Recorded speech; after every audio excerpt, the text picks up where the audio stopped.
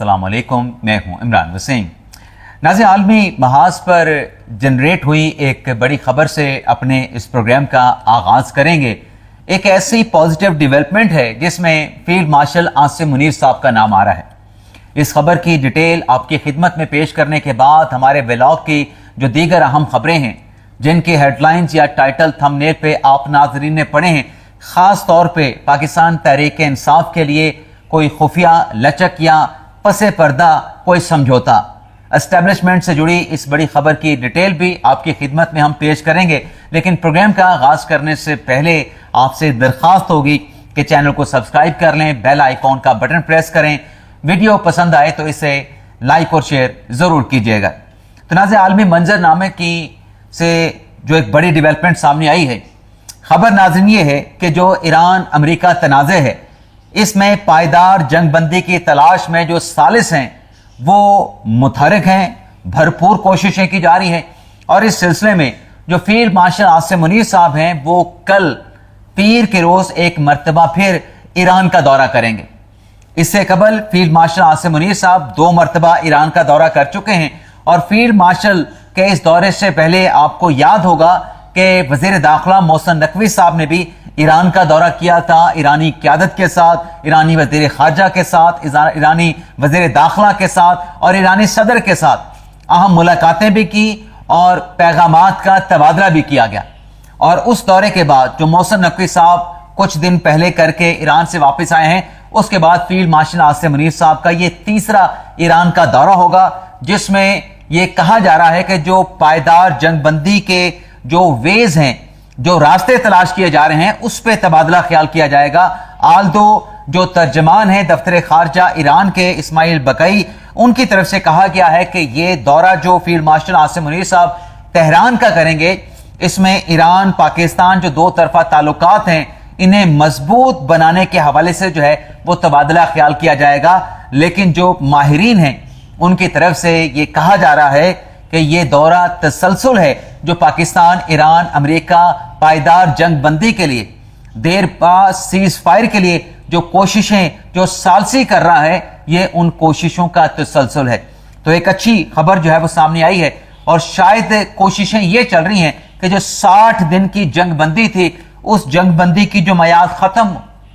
मतलब उसमें तौसी की जाए,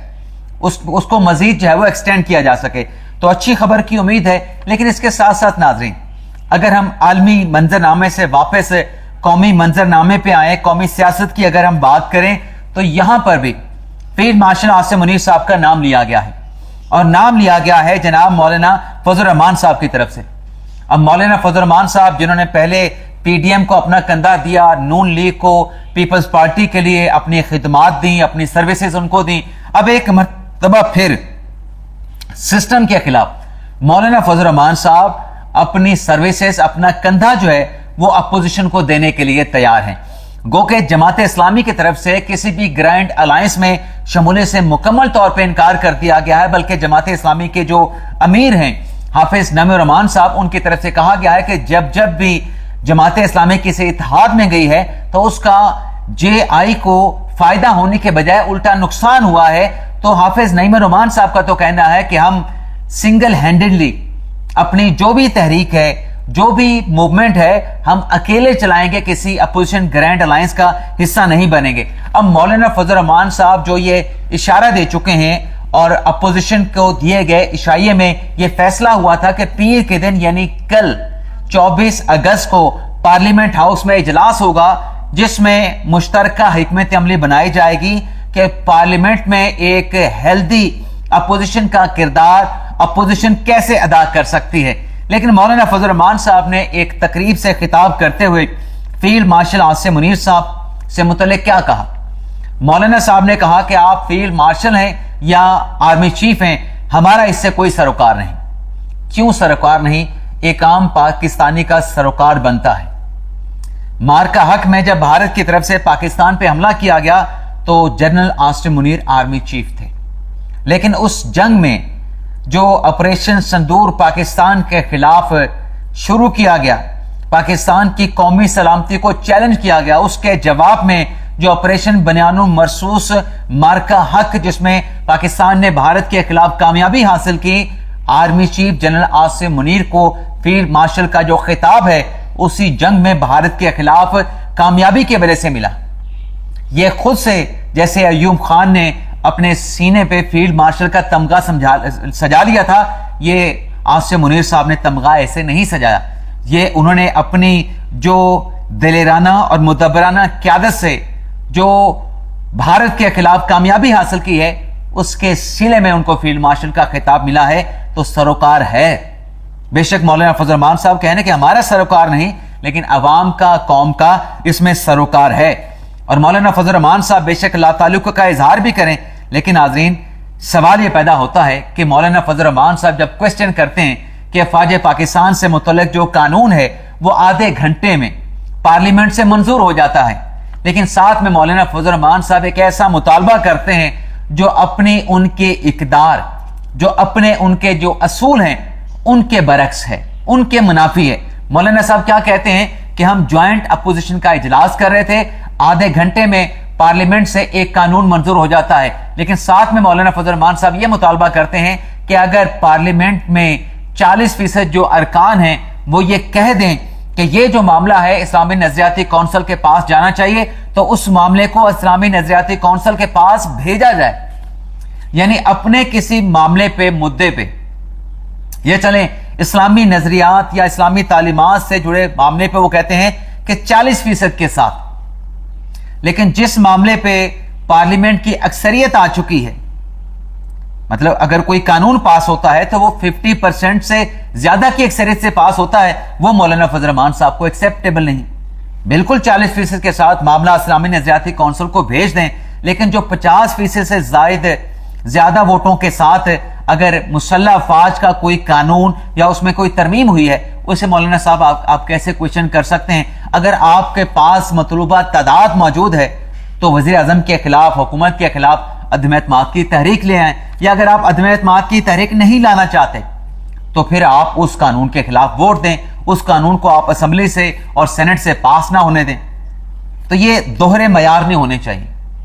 मैं तो सपोर्ट करता हूं कि अगर इस्लामी तालीमात से मुतल्लिक कोई मामला है तो 40% वोटों के साथ आप भिजवा दें।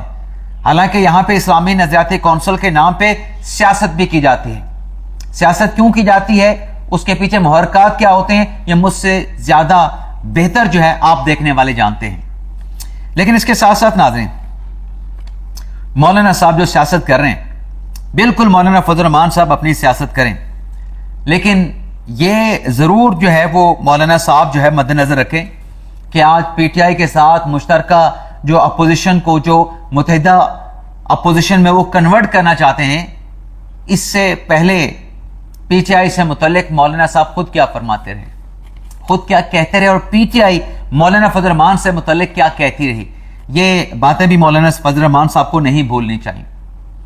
अब चूंकि नाजरीन सियासी बहास गर्म होने जा रहा है, इमरान खान साहब के साथ मुलाकातें बहाल हुई हैं, तो नौरीन खानम के साथ जो मुलाकात, इमरान खान के साथ जो नौरीन खानम साहबा मुलाकात करके आई, उस मुलाकात से मुतल्लिक शेर अफजल मरवत साहब ने एक दावा किया है। मरवत साहब कहते हैं कि अलीमा खान साहबा के लिए इमरान खान साहब ने सख्त पैगाम भेजा, जिसके बाद अलीमा खान साहबा मंजर आम से गायब हो चुके हैं। मैं इसमें आपके साथ एक कड़ी शेयर करूंगा कि ये मालूमात कहां से आ रही हैं, ये इंफॉर्मेशन कहां से सामने आ रही है। मरवत साहब ये कहते हैं कि नौरीन खानम साहबा को इमरान खान साहब ने कहा कि आप सुप्रीम कोर्ट क्यों गए थे, जब आपने लॉन्ग मार्च की कॉल दे दी थी तो आपको लॉन्ग मार्च की कॉल पे तवज्जो देनी चाहिए थी। और यह भी मरवत साहब ने कहा कि किसी भी पार्टी ओहदेदार के लिए इमरान खान की तरफ से कोई अच्छा पैगाम नहीं भेजा गया, बल्कि इमरान खान ने पार्टी ओहदेदारान पर भरमे का इजहार किया। और मरवत साहब ने 3 लोगों का नाम भी ले लिया कि सलमान कमरालत साहब, जनाब सोहेल अफरीदी साहब और जुनैद अकबर के खिलाफ इमरान खान साहब ने जो है बड़े सख्त पैगाम उनके लिए भेजा है। अब शेर में मरवत साहब नाज़रीन जो बात कर रहे हैं, जो इंकशाफ वो कर रहे हैं, उसकी हकीकत, उसकी सदाकत क्या है, इस हवाले से मैं कुछ नहीं कह सकता, लेकिन एक कड़ी है जो मैं ये समझता हूं कि ये जो मालूमात, जो इंकशाफ मरवत साहब कर रहे हैं, ये उस कड़ी के जरिए मरवत साहब तक पहुंच जाते हैं। अब मरवत साहब का अलीमीन गंडापुर साहब के साथ बहुत अच्छा रिलेशन है, बहुत अच्छा रिलेशन है, बहुत अच्छा उनका ताल्लुक है, याराना है, दोस्ताना है। और अली मीन गंडापुर साहब का बैरिस्टर गौहर साहब के साथ बड़ा अच्छा कोऑर्डिनेशन है, उनके साथ रिलेशनशिप है, बरादराना दोस्ताना हर तरह का उनके साथ ताल्लुक है। तो खान साहब के साथ अगर नौरीन खानम साहबा मिल के आई तो जाहिर सी बात है कि बैरिस्टर गौहर तक तमाम मालूमात पहुंची होंगी कि खान साहब ने क्या कहा, पार्टी से मुतल्लिक क्या कहा, पार्टी चेयरमैन से मुतल्लिक क्या कहा, केपी की हुकूमत से मुतल्लिक क्या कहा, अपनी बहनों से मुतल्लिक क्या कहा। तो मुझे तो लगता है कि इस वाय से, इस रूट से इंफॉर्मेशन जो है वो मरवत साहब तक पहुंची है। मैं गलत भी हो सकता हूं, लेकिन मुझे लगता है कि ये मालूमात जो मरवत साहब दे रहे हैं ये मुसद्दका हो सकती हैं, इनके मुसद्दका होने का काफ़ी ज़्यादा इम्कान मौजूद है। लेकिन जब ये इंकिशाफ मरवत साहब ने किया तो उसके बाद डेवलपमेंट ये होती है कि बैरिस्टर गौहर साहब को इस मामले में कूदना पड़ता है।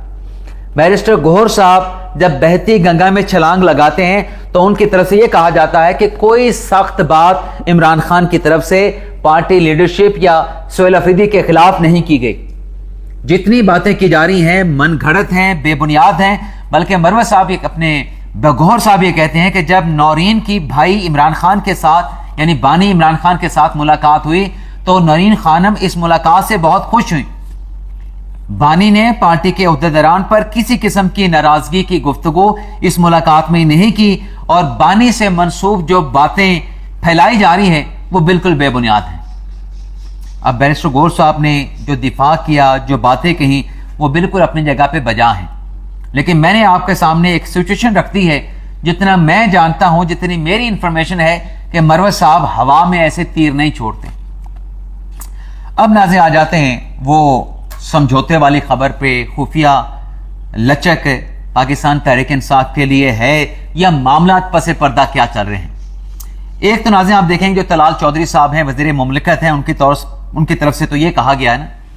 कि अगर इमरान खान साहब जो कि सेहतमंद हैं और उनकी बहनें अपने भाई के लिए NRO हासिल करना चाहती हैं तो यह उनकी ख्वाहिश हो सकती है। यानी हुकूमत क्लियर है कि खान साहब के साथ कोई डील या ढील नहीं हो सकती। या यूं कह लें कि जो तलाल चौधरी साहब का स्टेटमेंट है उसमें ना की बू आ रही है, ना मतलब नो की बू आ रही है। लेकिन जो एस्टेब्लिशमेंट का मौक़िफ़ है उसमें तो एब्सोल्युटली नॉट कहा गया है, और एब्सोल्युटली नॉट एक नहीं 2 बार कहा गया। अब ये मामला गर्म या उछाला तब ज्यादा गया जब सुप्रीम कोर्ट से फैसला आया और सुप्रीम कोर्ट के उस फैसले को डील का तासुर दिया गया बहुत सारे व्लॉगर्स की तरफ से, जो PTI से जुड़े थे उनकी तरफ से भी हद तक। जबकि हमने कहा था कि ये डील सिर्फ इसी हद तक है जो ऑफर्स पहले हुकूमत कर रही थी, अब उसी ऑफर्स को, उसी पेशकश को तहरीक इंसाफ ने अदालती रास्ते से एक्सेप्ट कर लिया है। अब एस्टेब्लिशमेंट का क्या मौक़िफ़ है? एस्टेब्लिशमेंट ये कहती है कि ये तमाम क्यास आराइयाँ की जा रही हैं तहरीक इंसाफ के लिए और ख़ास तौर पे इमरान खान के लिए कोई नरम गोशा नहीं है। इमरान खान जाने, उनके केसेस जाने और सियासतदान जाने, ये एस्टेब्लिशमेंट का मामला नहीं है, ये सियासतदानों का मामला है या अदालतों का मामला है। लेकिन जब सवाल किया जाए क्या आइंदा कोई नरम गोशा या कोई लचक तहरीक इंसाफ के लिए हो सकती है, तो जवाब आता है एब्सोल्युटली नॉट, कि कोई लचक नहीं। और फिर नाज़रीन सिर्फ ये नहीं, चूंकि नाज़रीन जो वज़ीर आज़म साहब हैं और जो फील्ड मार्शल आसिम मुनीर साहब हैं, उनसे मुतल्लिक भी बेपरकियां उड़ाई गई, बेपरकियां फैलाई गई कि कोई इख्तलाफात जन्म ले चुके हैं। तो जब यह सवाल भी होता है ना कि क्या वज़ीर आज़म और फील्ड मार्शल के माबैन या अस्करी क़यादत, नाम छोड़ दें फील्ड मार्शल साहब का, सियासी क़यादत, हुकूमत या फिर अस्करी क़यादत के माबैन कोई इख्तलाफ, कोई दरारें मौजूद हैं, तो उसका जवाब यह आता है कि माजी के बरक्स इस वक्त जो इदारों में और हुकूमत में जो कोऑर्डिनेशन है, जो हम आहंगी है और जो यकसोई है, 3 अल्फाज कोऑर्डिनेशन, हम आहंगी और यकसोई, ये माजी के बरक्स है। ऐसी कोऑर्डिनेशन, ऐसी हम आहंगी यानी हारमनी और यकसोई माजी में कभी नहीं थी। तो फिर सवाल ये पैदा होता है कि जब एस्टेब्लिशमेंट की तरफ से वाज़े तौर पे एक नहीं 2 मरतबा एब्सोल्युटली नॉट कह दिया गया, ڈیل اور ڈھیل سے متعلق بھی کہہ دیا گیا, اختلافات سے متعلق بھی کہہ دیا گیا. تو یہ الٹی گنتی جو چلانے والے ہیں, جو حکومت کے خاتمے کی خبریں دے رہے ہیں, اس کی بیس کیا ہے, اس کی بنیاد کیا ہے؟ مجھے تو نہ اس کی بیس سمجھ آتی ہے, نہ مجھے اس کی بنیاد سمجھ آتی ہے, کیونکہ موجودہ حالات میں تو ون پیج, جس کو ہائبرڈ نظام کا نام دیا گیا ہے, اس میں کہیں بھی کوئی ایسی بات نظر نہیں آتی جس پر آج کے دن یہ کہا جا سکے کہ الٹی گنتی جو ہے وہ شروع ہو چکی ہے. بلکہ یہی موجودہ حالات میں یا آج کے دن ہم کہہ سکتے ہیں کہ ابھی تو گنتی شروع ہوئی ہے.